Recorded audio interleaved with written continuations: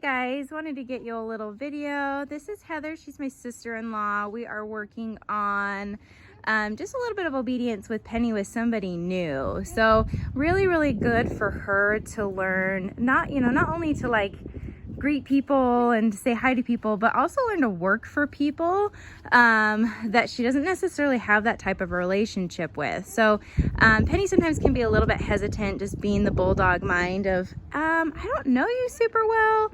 We can be buddies, but I don't necessarily want to listen to you. And so that is such a bulldog. And so we want to make sure that she understands we gotta listen and, make sure that we can heel and sit and down and do all the things. So we're getting ready to go for a walk. And this is what we do before we go on a walk is we do a little bit of priming, give her a little bit more leash, just kind of let it out and kind of see what she does with that. And then if she gets out of position, just hold down the e-collar and keep walking. There we go. Good.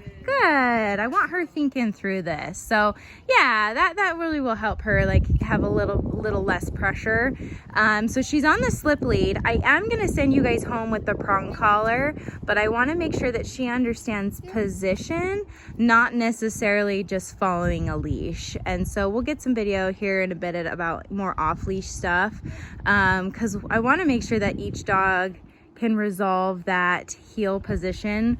Good job, Penny, without like the leash being tight next to us. And so that's how we get that nice loose leash walking that everybody really strives for in their dog training journey. So yeah, so with Penny, she's doing really good. You can see she's given Heather some really good focus. And everybody walks a little bit differently. And so she has to learn to walk with you guys differently. And so that's just teaching her to cater to you guys, not necessarily us catering to her. And so that really does help us on our walks because she can, good girl. She can focus. She's looking up at Heather. It's really great. Good job. We even have another doggy distraction. Hank the Tank. And she's doing good. She's been my helper. I have a client that has a dachshund and she was my helper with her. We went on a walk and the dachshund's kind of scared and Penny's confidence helped her through it. Good job. Good. Why don't you stop and ask for a down? Good girl. This has been a little bit harder for Penny to stay in a down. Sometimes they feel vulnerable.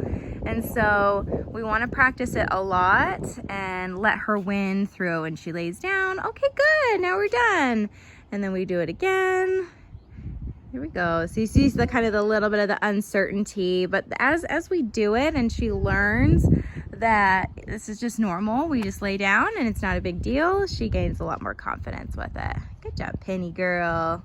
Hey, I wanted to get you this video, a little bit of Penny's off-leash stuff. Oh, she's like, I see you.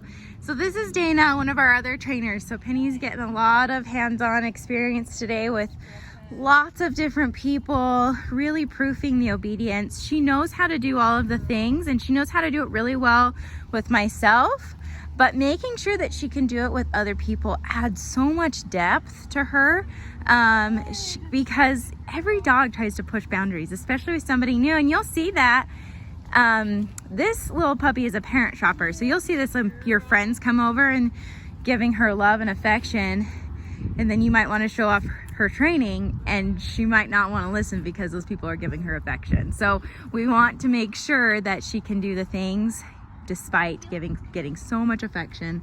So what we're working on here is tons and tons of off-leash stuff. So we're working with a long line, got good distractions, neighbors coming out, people on bikes. And so working on a long line just as a safety precaution.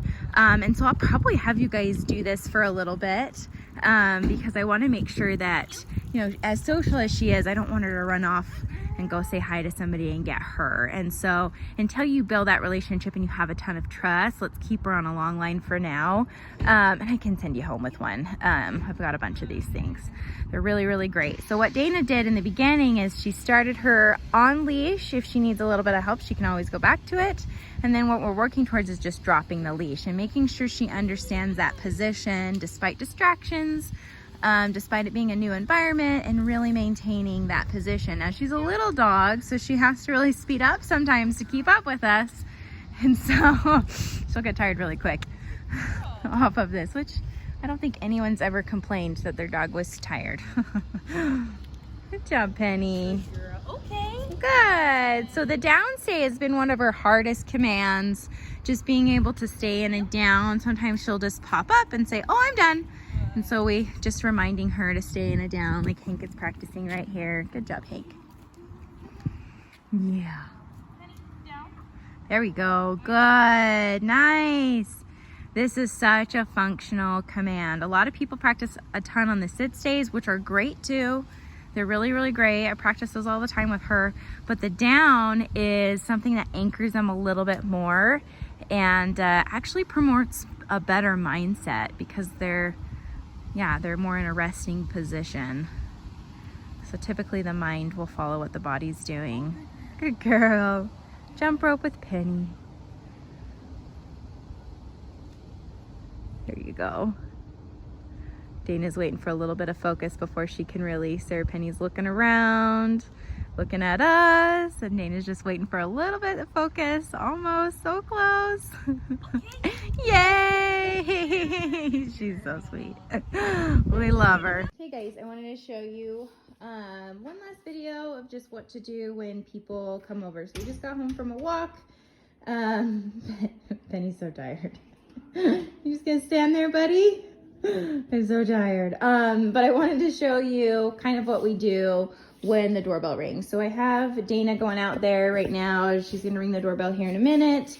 And what I'm gonna do, I'm not gonna place her before the doorbell. I'm gonna place her after, because a lot of the times our doorbell rings and the dog's just not magically in place, you know, unless you're eating dinner or something and the dog happens to be in place. But most of the time, she's not just magically in place. She's wandering around, hanging out. You look so tired, Pennifer. So tired. Okay, so the doorbell rings. What I'm going to do is I'm going to say, Penny, come. I'm going to help her out with the leash. Penny, place.